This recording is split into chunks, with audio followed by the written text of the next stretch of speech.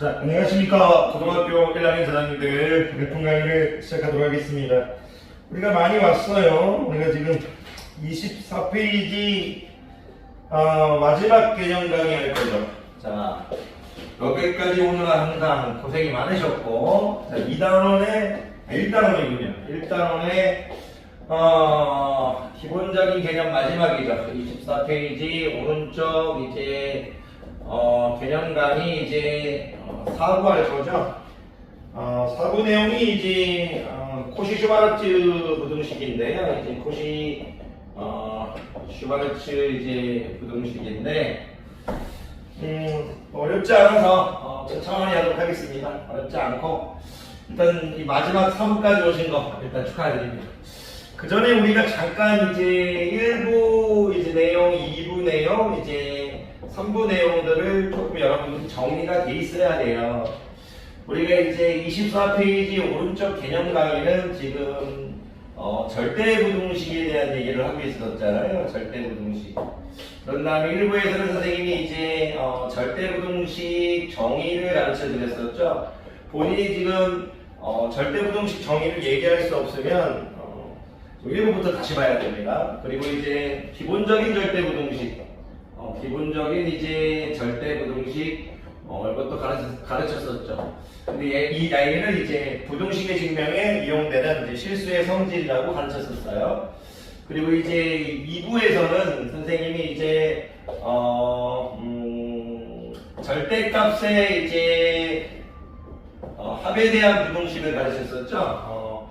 이제 절대값 A 플러스 B가 이제 두 개의 절대값의 합이 이제 하나의 절대값의 합보다 이제 크거나 같다였는데 단 등호는 이런 얘기하면서 설명했었죠. A, B가 0보다 크거나 같을 때 성립한다.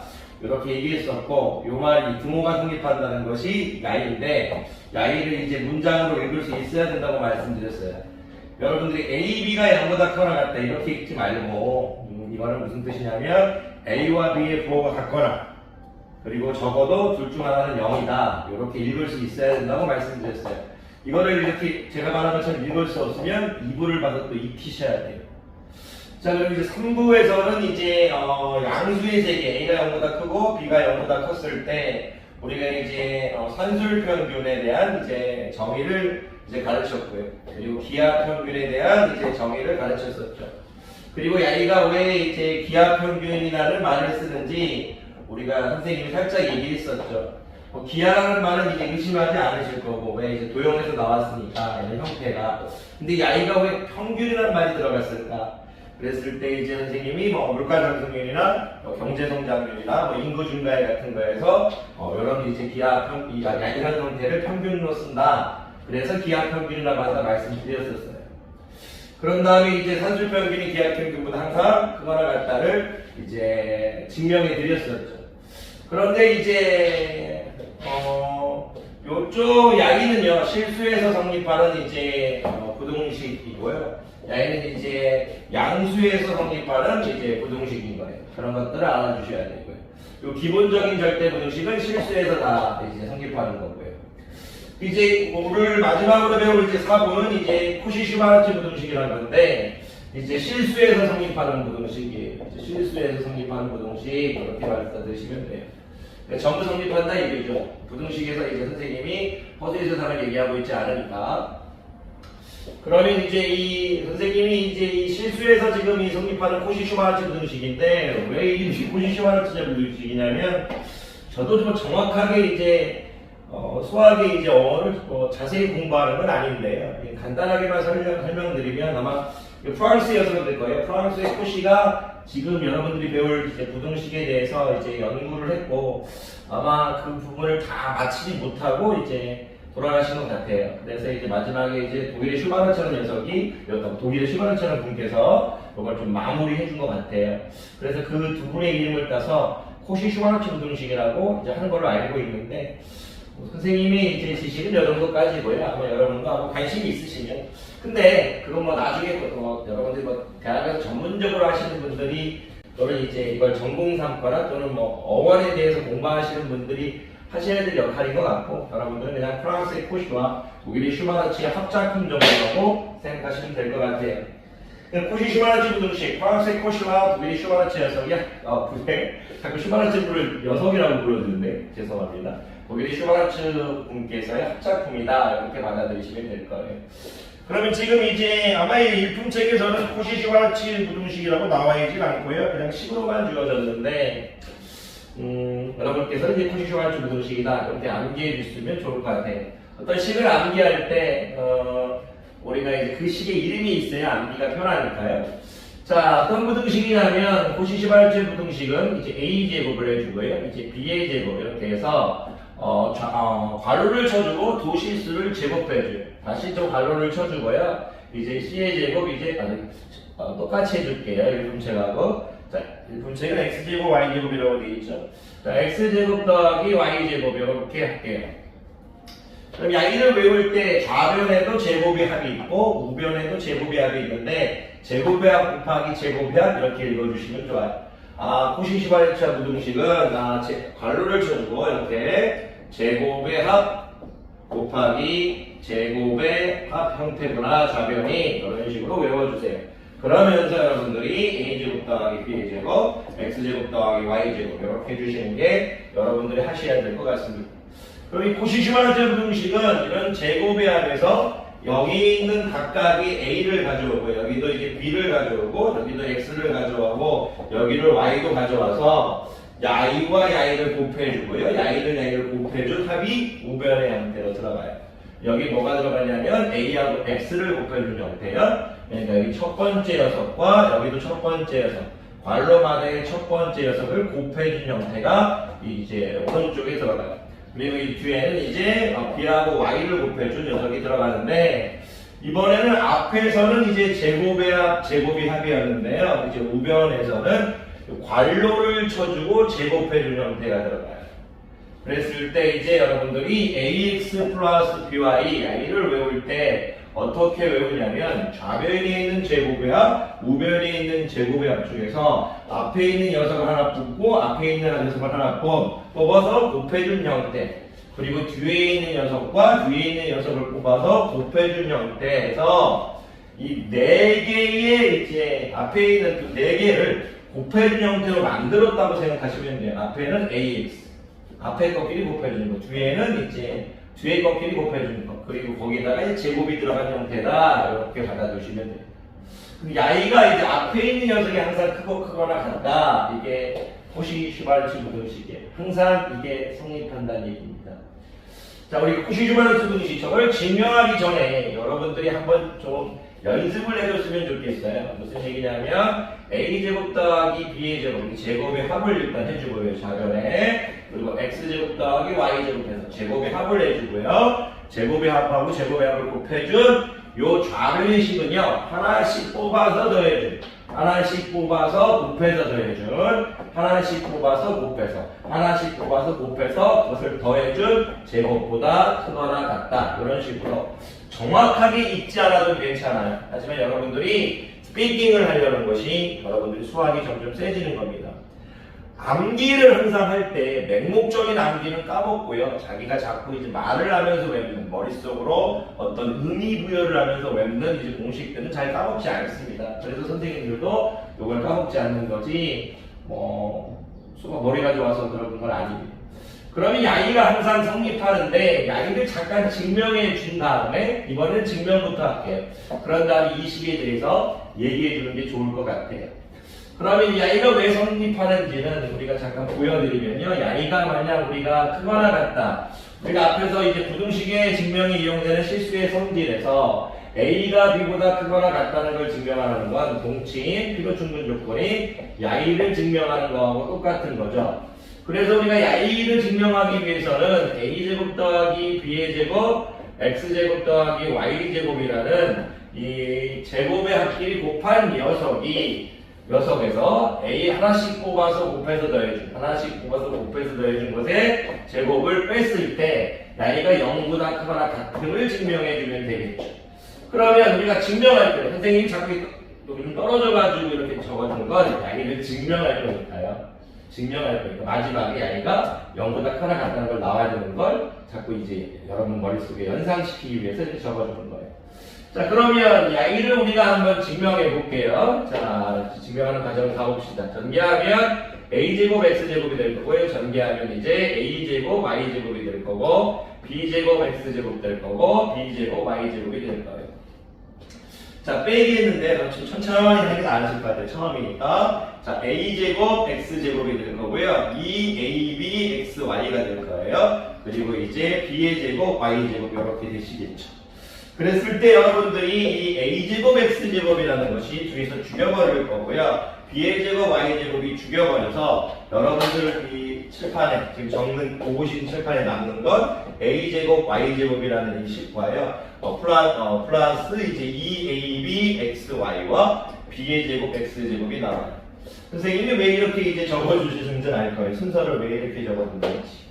이제 여기는 이제 AY의 제곱이 되는 거잖아요. 그래서 AY를 뽑아올 거고요. A는 이제 BX의 이제 제곱이 되는 거잖아요. BX를 뽑아와서 합의 제곱 형태로 가겠다는 얘기예요. Y는 무슨 거냐면 희수분을 잠깐 보여드리면 AY, BX, BX 한다. 플러스 했을 때 ABXY 해서 2ABXY가 되는 거잖아요.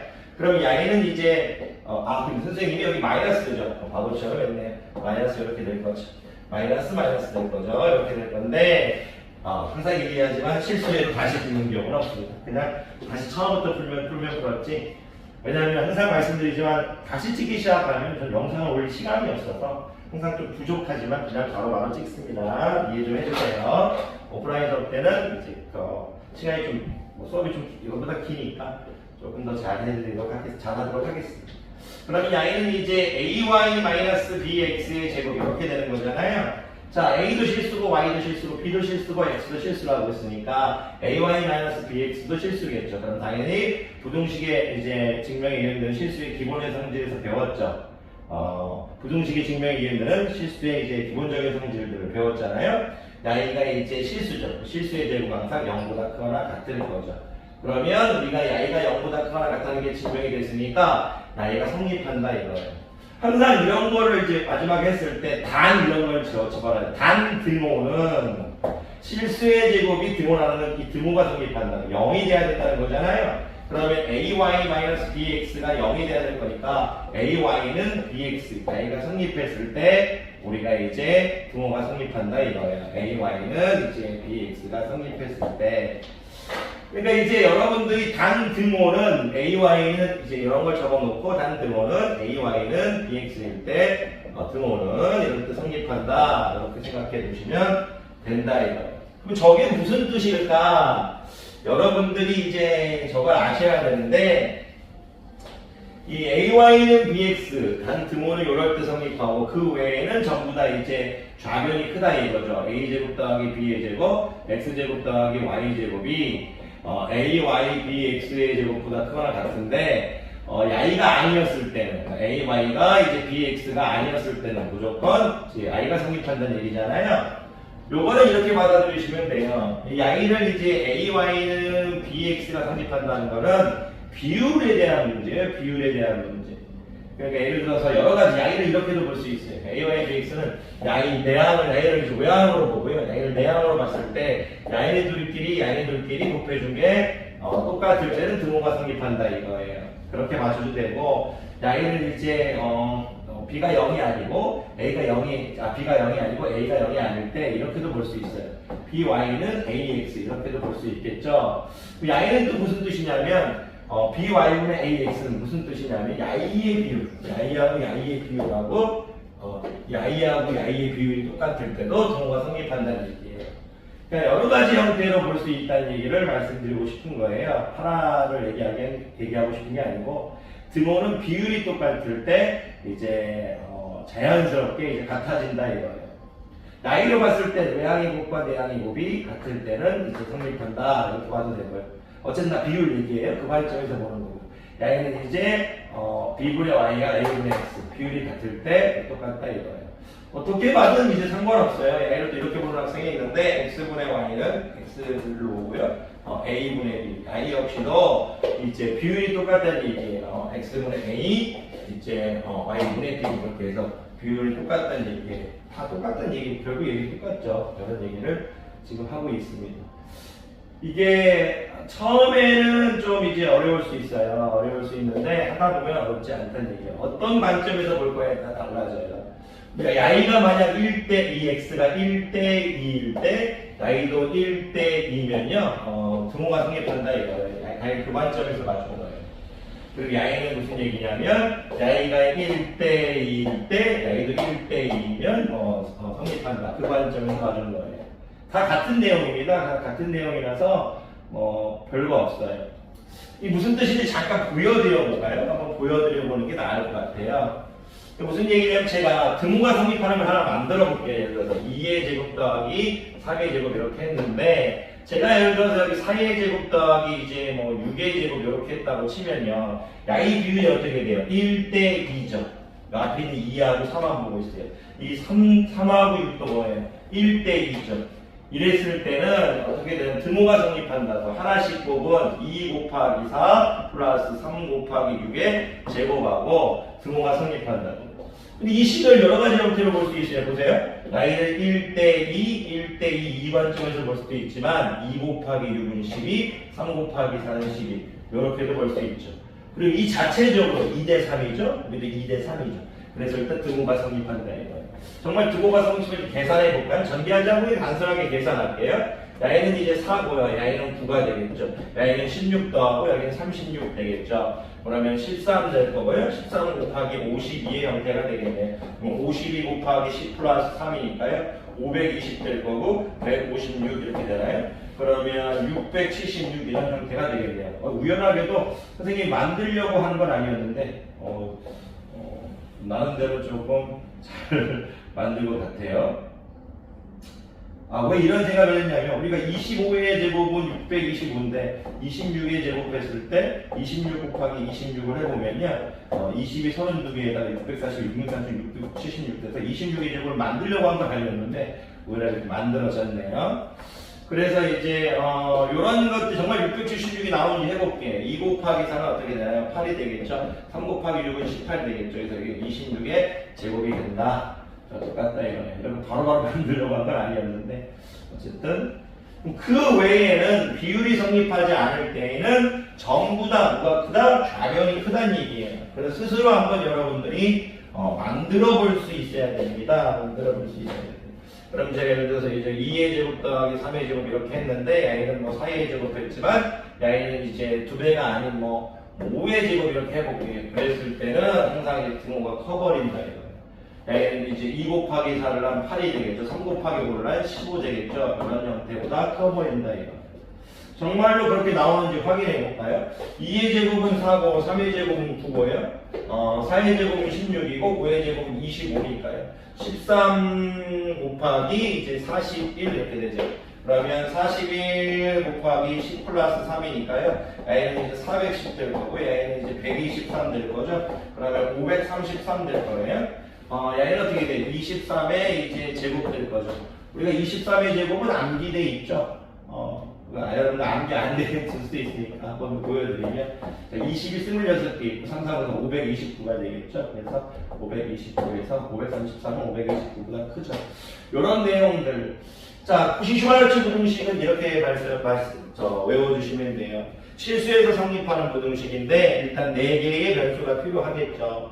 그랬을 때 이제 여러분들이 하셔야 될 건 뭐냐면 그 4개의 변수 중에서 좌변과 우변은 어떻게 이루어져 있을까? 여러분이 이제 여기 있는 좌변, 여기 있는 우변은 여러분들에게 좀 어떻게 다가올까 생각해 보셔야 돼요. 내변은 이제 괄호가 2개 있는데 각각의 제곱해서 더해주고요. 제곱해서 더해준 다음에 곱해준 형태고요.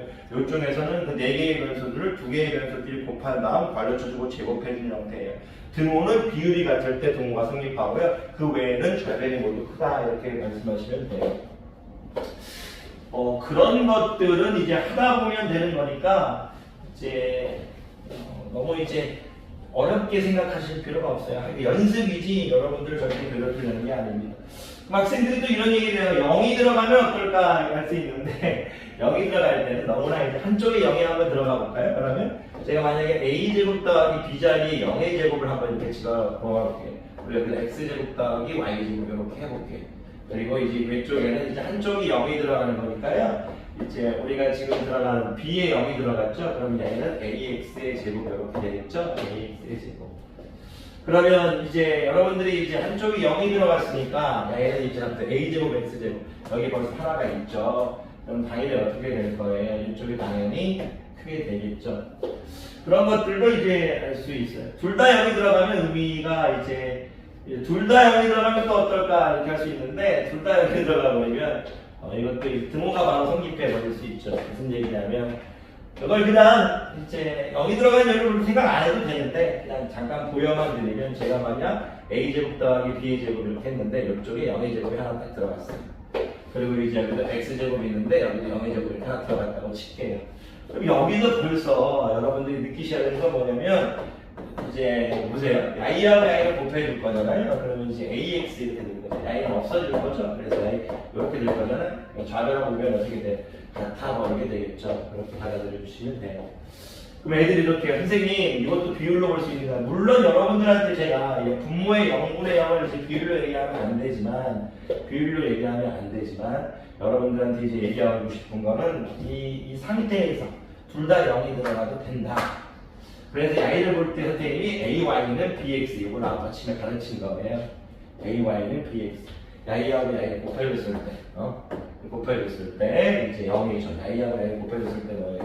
0이죠. 이런 것들을 가르쳤다 이거예요.